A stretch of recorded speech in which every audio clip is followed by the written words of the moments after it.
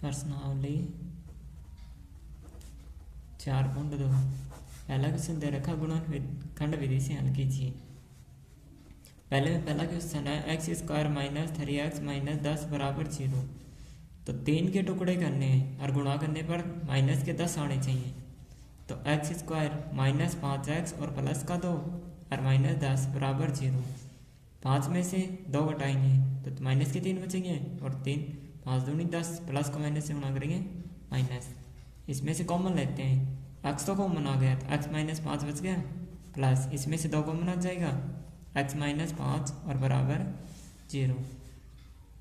X minus 5 दोनों में से कॉमन लेते हैं, एक्स माइनस 5 और एक्स प्लस 2 बराबर 0।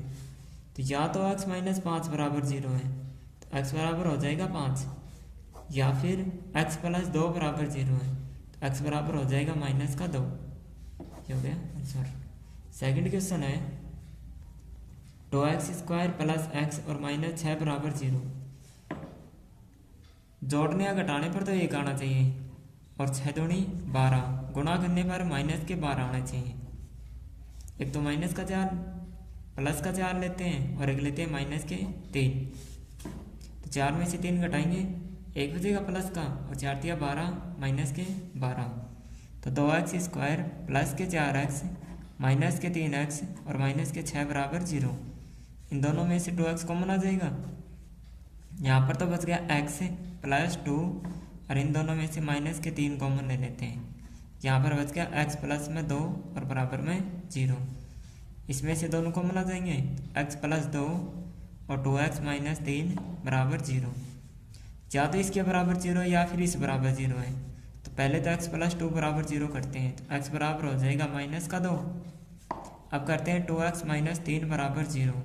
तो 2x बराबर 3 और x बराबर 3/2। क्या हो गया 2। तीसरा क्वेश्चन है root X square root 2x square plus 7x plus का 5 रूट 2 बराबर में 0।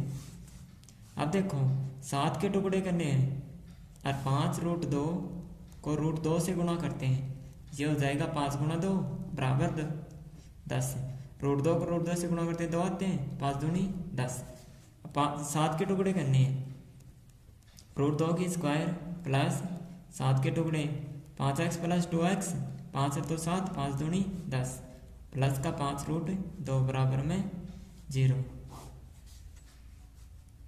इन दोनों में से तो x कॉमन ले लेते हैं, इसमें से तो x कॉमन आ गया, अंदर बच गया रूट 2x प्लस में 5 और इन दोनों में से रूट 2 कॉमन ले लें, रूट 2 और 2 में से रूट 2 कॉमन लेंगे तो रूट 2 बच जाएगा, रूट 2x प्लस 5 बराबर 0।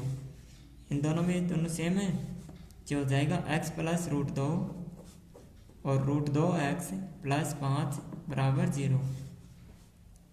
तो x प्लस रूट 2 बराबर 0 तो x बराबर हो जाएगा माइनस का रूट 2 और रूट 2x प्लस 5 बराबर 0 करेंगे तो रूट 2x बराबर माइनस 5 और x बराबर हो जाएगा माइनस 5/√2। ये हो गया दूसरा। 5 का क्वेश्चन दे रखा है 100x स्क्वायर माइनस 20x और प्लस 1 बराबर 0।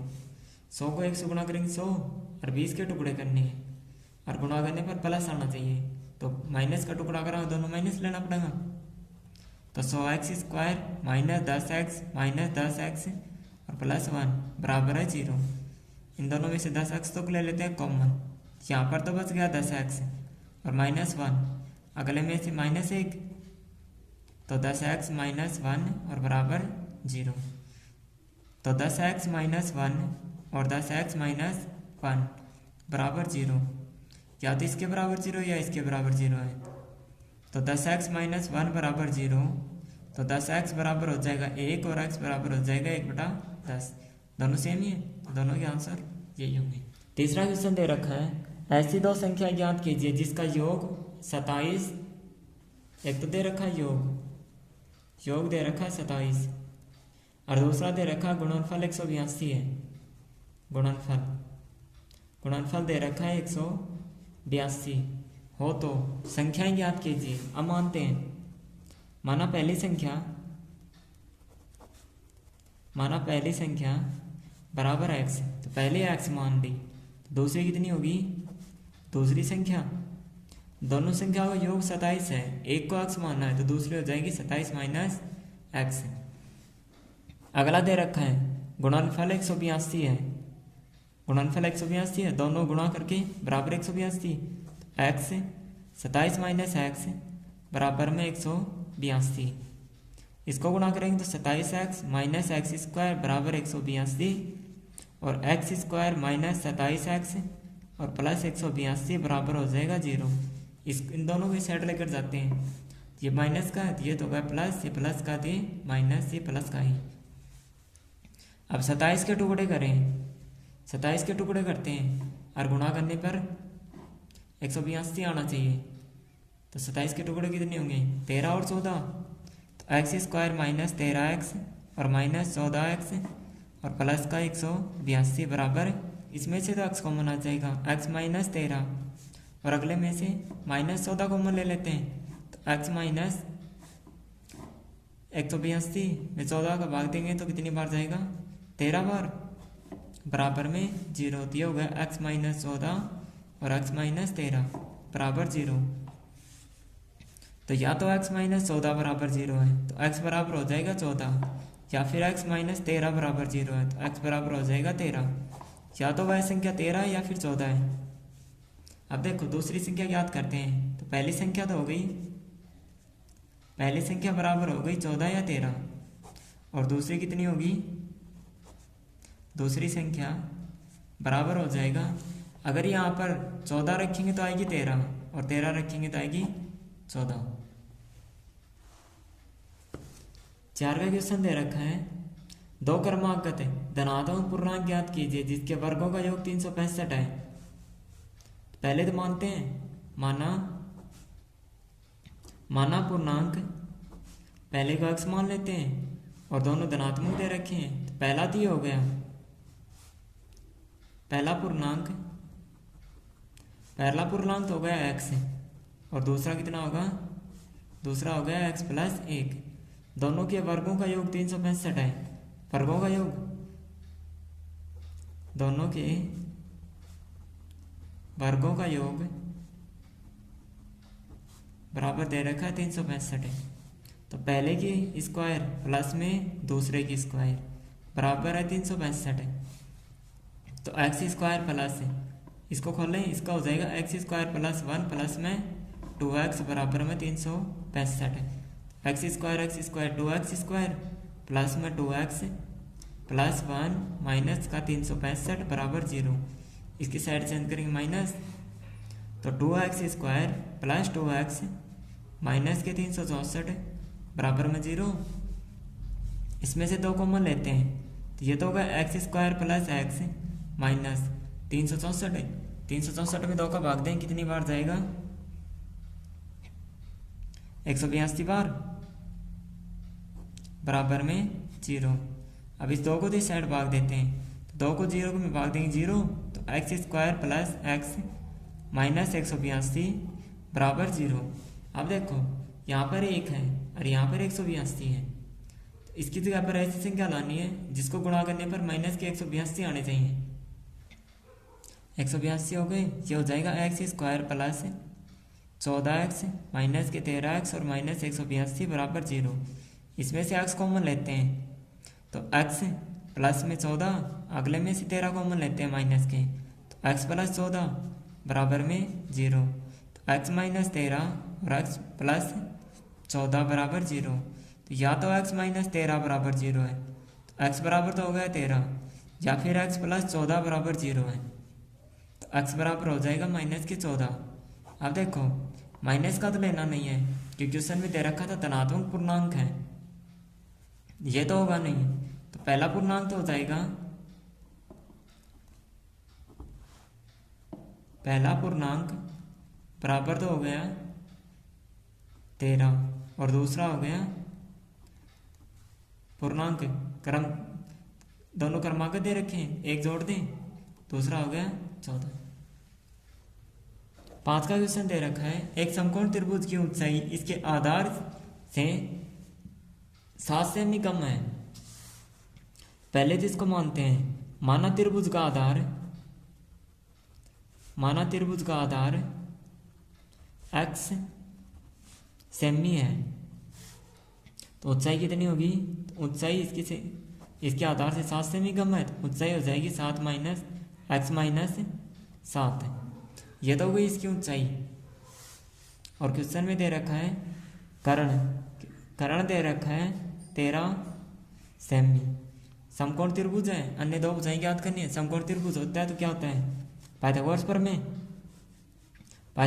होती है कर्ण स्क्वायर बराबर आधार स्क्वायर प्लस में लंब को या फिर ऊंचाई को, बात तो एक ही है, लंब स्क्वायर। तो कर्ण स्क्वायर तो दे रखा है 13 की स्क्वायर बराबर आधार x मानना है तो x की स्क्वायर प्लस लंब मानना है x माइनस 7 को स्क्वायर। 13 की स्क्वायर 169 बराबर x स्क्वायर प्लस 49 माइनस 7 दूनी 14x। 2x square minus 14x plus के 49 और माइनस 169 बराबर 0। तो 2x square minus 14x plus 169 में से 49 घटाएंगे तो कितने बचेंगे? 120 माइनस बराबर में 0। इसमें से 2 कॉमन लेते हैं तो x स्क्वायर माइनस 7x और माइनस के 60 बराबर 0। इस 2 का तो इस साइड भाग दे दो तो x स्क्वायर माइनस का 7x और माइनस 60 बराबर में 0। x स्क्वायर अब 7 के टुकड़े करने और गुणा करने पर 60 आना चाहिए, तो माइनस 12x और प्लस के 5x माइनस के 60 बराबर 0। इसमें से तो x कॉमन लेते हैं तो x माइनस 12 और अगले में से 5 कॉमन ले लेंगे तो x माइनस 12 बराबर 0। तो x प्लस 5 और x माइनस 12 बराबर 0। या तो x प्लस 5 बराबर 0 है, x बराबर हो जाएगा माइनस का 5 और लंबाई कभी माइनस में नहीं होती है, ये तो हो नहीं सकता। और x माइनस 12 बराबर 0 तो x बराबर हो जाएगा 12 सेमी। तो इसका आधार तो हो गया 12 सेमी, तो आधार हो गया आधार बराबर 12 सेमी और ऊंचाई बराबर हो जाएगा, ऊंचाई कितनी है? x माइनस 7, x का मान 12 है, ये हो गया 5 सेमी। छठा आंसर मानते हैं पहले तो बर्तनों की संख्या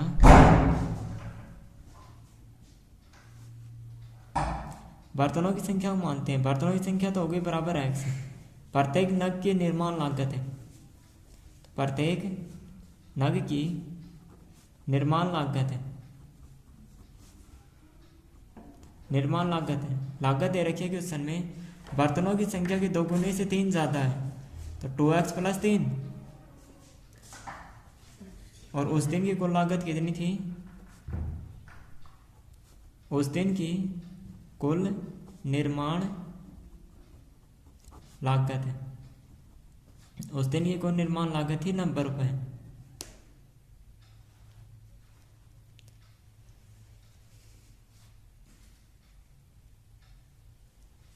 कुल निर्माण लागत 90 रुपये हो गई तो x तो ये बनेगा 2x प्लस 3 ये हो गया तो x और 2x प्लस 3 बराबर में 90। इसको इससे गुणा करो 2x स्क्वायर प्लस 3x बराबर 90 और 2x square plus 3x minus 90 बराबर हो गया 0। 9 दूनी 18 180 तो माइनस के तो 180 हो गए और हमारे पास है 3। अब 3 के टुकड़े करने हैं, गुणा करने पर 180 तो 2x स्क्वायर प्लस का 15x और माइनस का 12x माइनस 90 बराबर 0। इसमें से कॉमन लेते हैं, इसमें से सिर्फ x कॉमन आएगा, x को कॉमन ले लेते हैं तो 2x प्लस 15 अगले में से माइनस का 6 कॉमन आ जाओ तो यहाँ पर तो बच गया 2x और प्लस में 15 6 90 है 15 बराबर 0। ये तो गया x माइनस 6 और 2x प्लस 15 बराबर 0। x माइनस 6 बराबर 0 तो x बराबर तो हो गया 6 और एक हो गया 2x प्लस 15 बराबर 0 तो 2x बराबर हो जाएगा माइनस 15 और x बराबर हो जाएगा माइनस 15/2। और बर्तनों की संख्या माइनस में तो हो नहीं सकती, तो ये होगा 6। तो बर्तनों की संख्या तो हो गई, बर्तनों की संख्या बराबर तो हो गई 6 और लागत हो गई 2 गुना 6 प्लस 3, 6 दूनी 12, 12 और 3 15। ये हो गया आंसर।